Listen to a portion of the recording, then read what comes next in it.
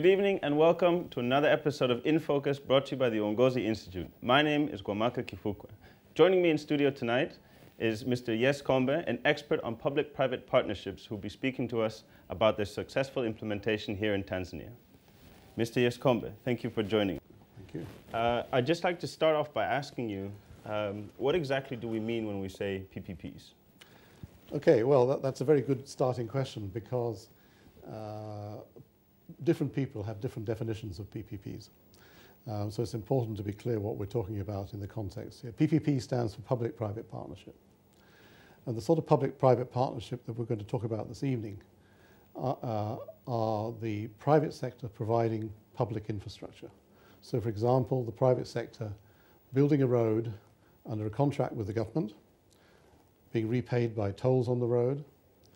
The road remains a public road. It doesn't belong to the private sector. And at the end of the contract term with the government, the road goes back to the government. And the government can then decide to carry on charging tolls on as they please. So that in very brief summary is what a PPP is in this context. And I mean, why are PPPs so topical now? I mean, why are we having this discussion, as it were? Well, the reason is that almost every country in the world has a problem with an infrastructure deficit. In other words, there's not enough investment in infrastructure taking place. And the governments, the public sectors as a whole, don't have an adequate budget for investing in infrastructure. They just haven't got the money to do it. So they have to bring in private finance to try and fill this gap and to try and speed up investment in essential infrastructure, which itself then, of course, speeds up economic development and, in a sense, pays for itself in that way. And it is a comparatively, well, in some ways it's quite an old concept. In other ways, it's quite a new concept. And let's say the last 10 years, particularly, it's something that's spread very widely around the world. And I would say there's hardly a government in the world today that isn't already doing it or thinking about it. But I mean, if this idea that there's a deficit and therefore they're trying to front load, don't they run this risk of essentially the way a credit card works in that you've just transferred your buying power from the future to now and then you're paying it off for 20 years? Is that not basically what we're doing then when we talk about PPPs? Well, I think there's two things to say there. First of all, PPPs can't be used as the answer for everything. You can't just decide I'm going to fund all my infrastructure with PPPs for precisely the reason you say. It's going to cost too much to do that in the government budget. So that's the first thing. It is an instrument that you can use to help you, but it's not the answer to all your problems. It's an answer, it's a limited answer, let's say. This credit card analogy, I think we have to kind of knock this one on the head because PPPs are not just another way of borrowing money to finance infrastructure. What you're doing with the PPP is not only getting the infrastructure built, you're also transferring significant risk of operating the infrastructure to the private sector, risk that you would normally keep in the public sector. So, for example, if you have a PPP toll road, the private sector investor in the toll road is going to be taking the risk on how much traffic there is in the road, and therefore how much it gets in the way of tolls. It's going to be taking the risk of how that volume of traffic affects maintenance. It's going to be taking the risk of how much that maintenance costs in 15, 20 years' time when a major maintenance has to be carried out. So you're not just borrowing money for a long term, you're also transferring significant risk to the private sector. And this is the justification for the fact that clearly if the government borrows the money, it's cheaper than borrowing the money, than the private sector borrowing the money. But the reason for that is that you're also transferring risk to the private sector, which you would normally keep in the government. So when you talk about the cost of government borrowing money, it's not just the cost of borrowing money, it's the cost of keeping this risk, which is also paid for ultimately by the taxpayer. So that's the kind of equation that lies behind the whole PPP concept.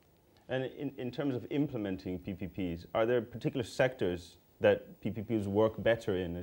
Or is it something that can be broadly applied, across the board, say in agriculture or in infrastructure or in schools and hospitals and so forth? Well, basically PPPs are suitable for things which you can't privatize, because privatization is usually a better course than PPPs. So you're talking about things which are regarded as essential public services. So obviously roads, for example, you can't privatize. Things like schools, I mean, it depends on policies obviously, but things like schools and hospitals would generally be considered a public service. And therefore PPPs are a way of bringing finance into those sort of sectors. So you're talking in broad terms about economic infrastructure, which is things like road, rail, ports, airports, insofar as these are not privatized.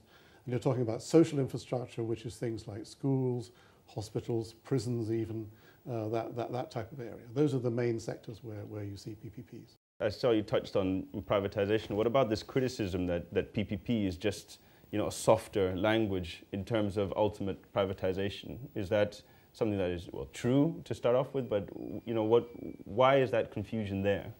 Well, I think people, you know, have this idea that in a PPP, a private company is making a profit on a public service, and they shouldn't be doing that. But if we think about it, you know, if the government builds a road, the government doesn't build the road with, you know, a lot of civil servants coming out from the Ministry of Transport and building the road. They engage a private sector contractor to build the road. So it's not so different. You're engaging private sector contractors to carry out government work. And the theory behind this is what is known as new public management, which is a kind of theory of government that appeared in the 1980s, I think, and particularly began with the Thatcher government in the UK.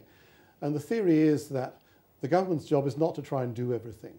The government's job is to ensure that things are done, and to act as a kind of, as a regulator, as a facilitator, to make sure things are done, and to supervise the people who are doing these things, providing these public services. It doesn't have to do them all itself.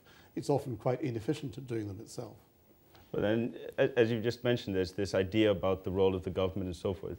Do PPPs in a country like, say, Tanzania look different from what PPPs are in, say, Canada or USA or Great Britain, as it were? Like, are PPPs conceptualized or at least thought of differently, or is it quite standardized globally? No, I mean, I think basically a PPP is a PPP. The structures have evolved for good reason, and they work in Tanzania in the same way that they'd work in the UK. Obviously, there are particular local issues that always arise in any country, but the basic principles are fairly universal, I would say. One doesn't have to really, you know, adapt things as far as Tanzania is concerned, and there's no reason why Tanzania can't do PPPs in the same or a similar way to the UK. And just to look at the flip side, I mean, obviously it's a quick way of raising funding, or at least sourcing finance in the short term. What are some of the risks involved with PPPs? I mean, it can't all be positive. Otherwise, well, no. I mean, I'm certainly not saying it's a black and white situation. There are certainly arguments against PPPs. I've mentioned already the argument that government can borrow money cheaper, which I think is actually a spurious argument. The other difficulty is, of course, you are signing a long-term contract. You're signing a contract that may last for 15, 20, 25 years. Because if you don't do it for that length of time, you can't get the benefits of things like transferring the long-term maintenance risk. But this does mean that you're committing yourself for that length of time. And if government policy changes, it's quite expensive to get out of one of these contracts. So you've got to be pretty sure that you've got what you want, and you're going to continue to have it and continue to want it for the next 25, 30 years, because it is expensive to undo the contracts.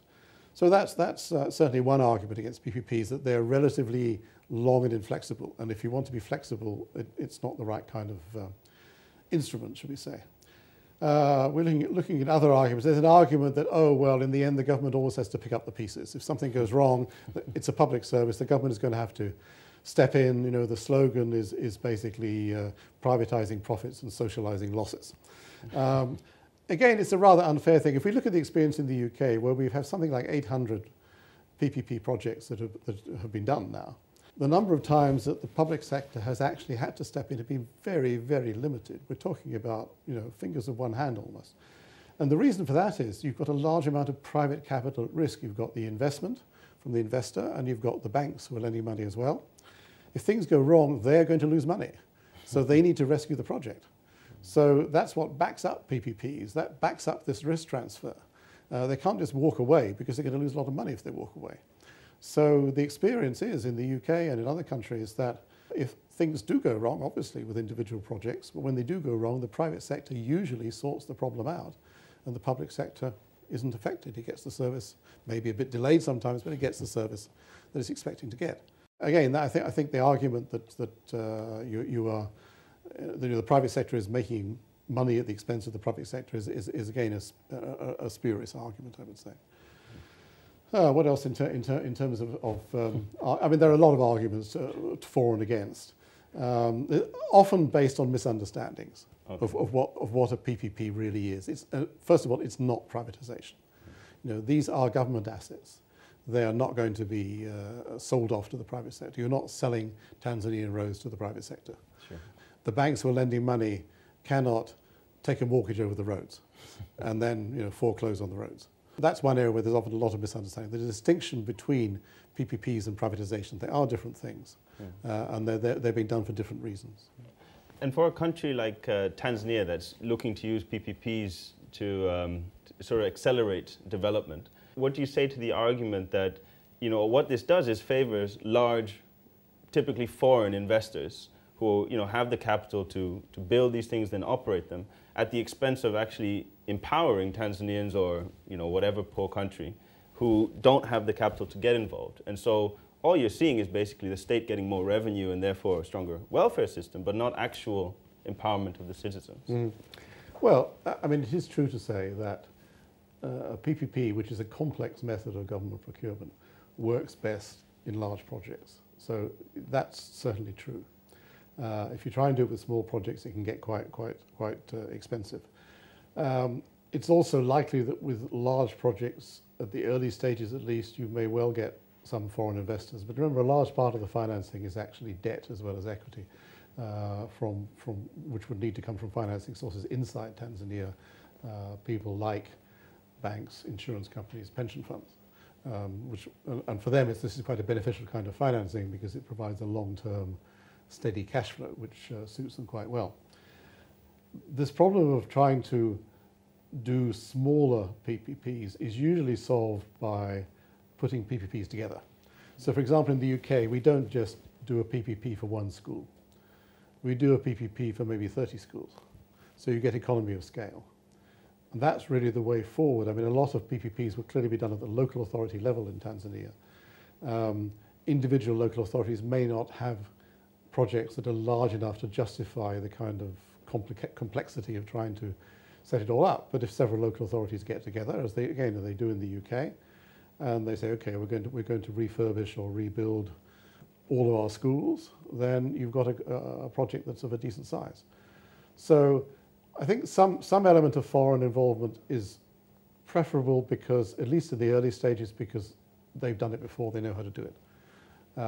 They will always be working with Tanzanian partners, and the Tanzanian partners will pick up how to do it, and in due course the Tanzanian partners will take over as any other kind of foreign investment. It's an issue. I mean, I wouldn't pretend that, you know, again, the PPPs are the answer to everything. There is an issue of trying to do small projects, but the best approach is to try and combine them together.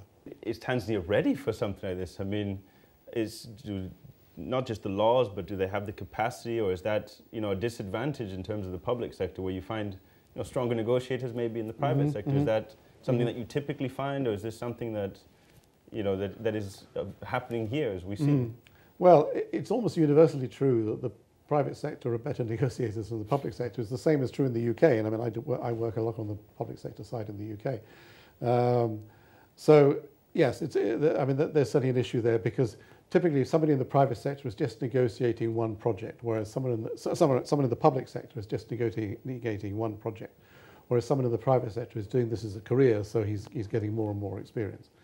So yes, it's true to say you are at a disadvantage. Of course, you employ advisors, you employ private sector professional advisors, lawyers, financial advisors, and so forth to help you. But still, you have to make sure you run the project as a public sector person. Is Tanzania ready? Well, not quite yet, but the process is going on. We've had the PPP law, which was published in 2010, or the policy first in 2009, the law in 2010, regulations in 2011. They're going to need some revision because they don't, in some respects, they're not quite right, but that's fine. I mean, they will be sorted out. There's a real commitment from government. I certainly know, because I've been working with government. There's a real commitment from government to get this going, to sort this out. There's also commitment for capacity building, which the private sector needs as well in Tanzania, because the private sector hasn't done it either. So both the public and private sector need capacity building in Tanzania. And we're going to see that happening more and more, both in terms of support from people like development finance institutions like the World Bank or the African Development Bank, who in fact have financed my involvement in Tanzania, as well as from private sector companies. Private sector conference organizers are always organizing conferences on PPPs, and people go along and learn things there too. So it is a continuing learning process, but in the end, you learn by doing. That's how you learn. So you begin by making some mistakes in the first deal. That's inevitable. But as time goes on, you get better at it. And all being well, in due course, things will be done absolutely right. So it takes time, it takes capacity building, but Tanzania can do it. Tanzania has plenty of people who have the right background to do this kind of thing. To make a PPP project, I suppose you'd call it a project, but a PPP successful, what really is fundamental to a successful PPP? I mean, what sort of 3 or 4 things are absolutely crucial? Well, I mean, first of all, there has to be an overall political consensus, but also public consensus that this particular PPP makes sense. Otherwise, you get onto this business of, oh, this private company is making profits at our expense. So there has to be a real consensus, and therefore there has to be a good communication program on the part of government to make sure that people understand why it's being done this way and what the benefits are of doing it this way. Because if you don't have a public consensus, it's very difficult to make PPPs work properly. It then gets involved in the political arena, which is not the place to be as far as PPPs are concerned. You need to have a general agreement that this is the right thing to do. And then, you're dealing with, it is a partnership in a sense, not legally speaking, but it is a partnership. You're entering into a 25-year deal. And each side has got to behave like a partner. They've got to respect each other. They've got to learn to work together. Ideally, in a PPP, you sign this very complicated contract, and then on the first day, you just put the contract in the drawer, and you forget about it. Because from then on, you're working as partners, and it works anyway. You don't need to keep referring to the contract. Now, that doesn't quite happen, but that's the ideal. The ideal is to have a real partnership relationship where each side knows what has to be done to deliver the service. Each side concentrates on doing that, and then things will be fine, I think, as far as that's concerned. So I think those are some of the main elements. This consensus is important, and the partnership working is important as far as PPPs are concerned. And in terms of, say, prioritizing areas or sectors, what kind of mechanism, essentially with this communication stuff you just mentioned, what kind of mechanisms have you seen operate, say, in other countries that help to build this kind of consensus? Like how can a regular Tanzanian find information, or where should they look, or should they be demanding this? Is it something that goes through Parliament? Is it something that goes to local government authority? Where is that interaction happening? Well, it's happening in this interview, of course, to begin with. But yes, of course, interested people in the public sector should be able to find out information. And it's the job of government to make sure this information is made available to them as to what the plans are, what the benefits are, and everything to do with PPPs. Equally, of course, in Parliament, you would expect MPs to be asking questions, for example, about PPP in their constituency, what's happening, why hasn't it been signed yet, or has it been going wrong, or whatever. So yes, there has to be complete transparency here as far as PPPs are concerned. And people have the right to be fully informed. These are public services, and they have the right to be informed about how these services are working, and if something goes wrong, how it's going to be fixed. So communication is very, very important here.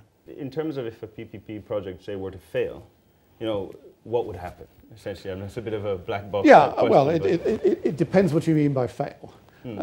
As I said, in the UK, we've had relatively few. Sometimes where they do fail in the UK is that the contractor who's actually building the PPP project takes on too many contracts at once, and he just goes bust because he's trying to do too much at the same time, in effect. In that sort of situation, as I've said already, what happens is that either the investors or the lenders or both are going to step in to protect their interests. So they will bring in another contractor to try and sort it out. I mean, there are contractual rules that say, okay, if that doesn't happen in the end, the contract will be terminated. But typically the contract isn't terminated. Typically the private sector sorts out the mess and the contract continues and the public sector doesn't suffer. That's one of the key aspects I said earlier of having private capital in PPPs. The private capital at risk makes a big difference to the way this risk transfer works between the public and private sector. So all being well, if a project goes wrong, the public will hear about it They may not notice very much difference in the end. They should see the project still being delivered, maybe a little bit late, but they'll still see the project being delivered. Their school will still open, maybe a term late, but it will open, and they will get the service. It's really the exception for PPPs to fail completely. It does happen, but it's usually there's been something fundamentally wrong with what's been going on. The other side of it, I suppose, is, touch wood, state stays stable, but say it were to change its mind, for changing government or some kind of change in policy or change in priorities, what would happen in this sort of scenario then? Well, I mean, the government always has the right to terminate a PPP contract. That's written into the contract. But if you're going to terminate a PPP contract, you've got to reflect the fact that, firstly, you're going to get a public asset back, a road or whatever it may be. Secondly, the private sector has paid for this. They've invested money in this. The banks have lent money for this. So, of course, the banks have to be repaid. The investors have to be repaid. And the investors who've invested expecting a stream of profit for 25 years, and maybe they only get it for 10 years, again, they need to be given fair compensation. So provided people are given fair compensation, it's perfectly in order, and the contract allows for it, for governments to decide, okay, the policy has changed, we don't like the way this is being done, we want to stop it. Yes, you can do that, but you do have to compensate the private sector fairly when you do that. Another point just about something you'd mentioned earlier about you're building this infrastructure and then providing the service. Do PPPs also apply to where you already have, say, the infrastructure, the physical building or whatever? It might be dilapidated or whatever, but if you're contracting out the management or the running of that service, even though it's a public service, is that still a PPP? Or? Well, it depends. It simply depends how you define PPP is the answer to that. There are lots of types of contract relating to infrastructure between the public and private sector. Some people call PPPs, some people don't call PPPs. What I've been discussing is what is defined in the Tanzanian law as a PPP. You can certainly have the private sector manage a public sector asset. Clearly, they're taking less risk. It's easier for them to walk away from failure in that kind of situation, but it still may be perfectly appropriate. You can also have a situation where the private sector takes over a dilapidated asset and invests to upgrade the asset, and that could be a PPP on that basis. It doesn't always have to be a completely new project. It could be an upgrade of an existing project or existing public asset. You can also have what are called franchises, where the government actually sells an existing revenue-producing public asset, like a toll road, for example, to the private sector, who then have the right to collect tolls to get repaid. The benefit for the government there is they're kind of monetizing the value of these tolls that they can then use in other public investment elsewhere, and that's happened in a number of countries. So there are a lot of other things which are quite similar to PPPs, which some people would even call PPPs. But in terms of definition in Tanzania, I'm taking a rather narrow view, but there's certainly other people who would take a much broader view of what a PPP is. The important thing is, it's not every single contract with the private sector that's a PPP. I mean, obviously that would be ridiculous. You're talking primarily about contracts to do with the construction and management of public infrastructure. Over a long... Well, it might not, I mean, a management contract wouldn't be as long. A management contract might be only, 5 years or 7 years or something, so it wouldn't be as long.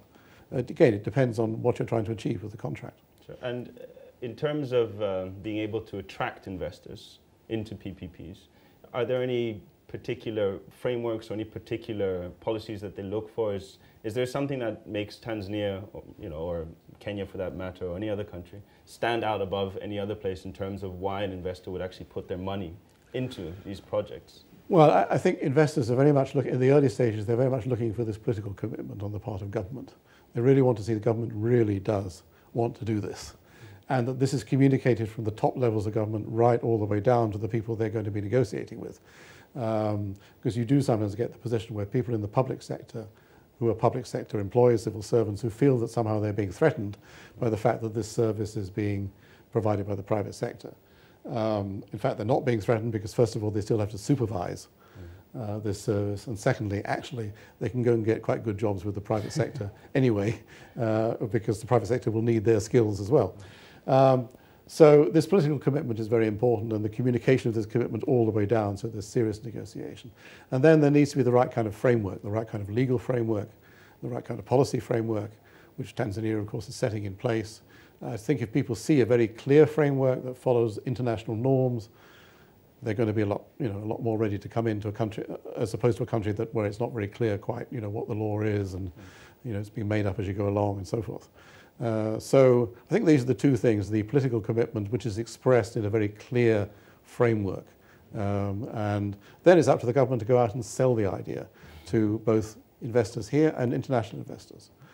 We will see some governments, for example, will do in London, to the financial market in London, they will come and do a presentation on PPPs in their country to encourage the financial markets, international financial markets, to come and do business in their country, just like any other kind of investment from that point of view. But the first step is usually then the government will recognize a project that it wants to get investors, or at least to raise finance for. Well, and then yeah, I mean, first of all, you need the framework in place first. Then, yes, you need to start identifying projects. And ideally, of course, as a government, you try and identify a few projects which are comparatively easy wins. They're projects that can be done in a relatively simple and straightforward way. There's a consensus they should be done.